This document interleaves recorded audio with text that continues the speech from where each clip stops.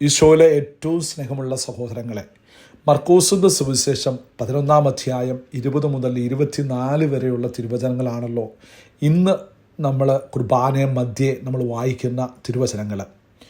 ഈ തിരുവചനങ്ങളുടെ ഏറ്റവും കാതലായ ആശയം ഹാവ് ഫെയ്ത്ത് ഇൻ ഗോഡ് എന്നുള്ള ചിന്തയാണല്ലോ.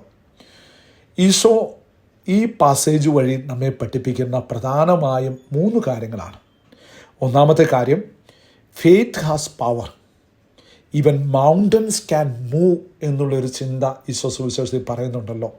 വിശ്വാസത്തോടെ പ്രാർത്ഥിച്ചാൽ ഈ മല ഇവിടുന്ന് മാറി കടലിൽ പോയി പതിക്കും എന്ന് നമ്മളെ ഓർമ്മിപ്പിക്കുന്ന ഈശോയുടെ ആ ചിന്ത നമ്മുടെ മനസ്സിൽ നമുക്ക് സ്വന്തമാക്കാം. രണ്ടാമത്തെ കാര്യം, pray with confidence, believe before you receive. നമ്മൾ എന്തെങ്കിലും പ്രാർത്ഥിച്ചിട്ട് സ്വീകരിക്കുന്നുണ്ടെങ്കിൽ ചോദിക്കുന്നതിന് മുമ്പ് എനിക്ക് ലഭിക്കും എന്നുള്ളൊരു വിശ്വാസം നമ്മുടെ ജീവിതത്തിൽ ഉണ്ടാകണം.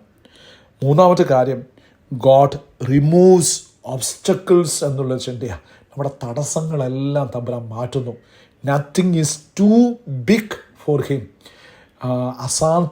തമ്പുരാനിൽ അസാധ്യമായിട്ട് ഒന്നുമില്ല എന്ന് നമ്മളെ പഠിപ്പിക്കുന്ന ഏറ്റവും മനോഹരമായ തിരുവചനങ്ങൾ. Faith does not remove our problems but gives us strength to face them with God. വിശ്വാസം നമ്മുടെ പ്രശ്നങ്ങളൊന്നും തീർക്കുന്നില്ലെങ്കിൽ തന്നെ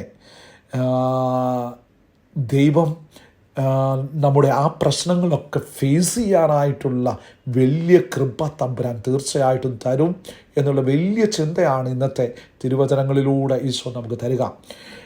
in short, faith gives us power, prayer requires trust, and God removes our mountains